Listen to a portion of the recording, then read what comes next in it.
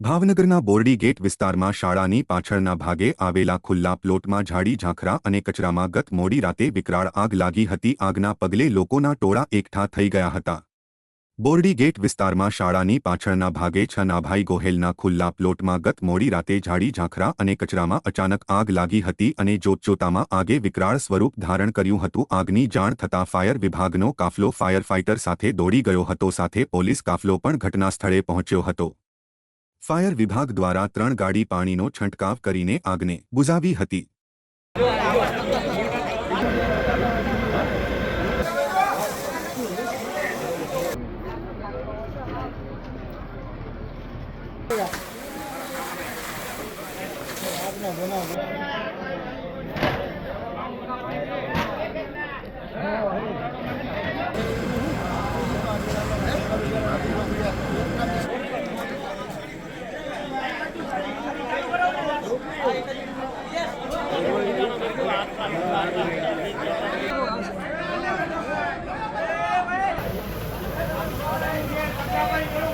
પેલી માં છે ખાના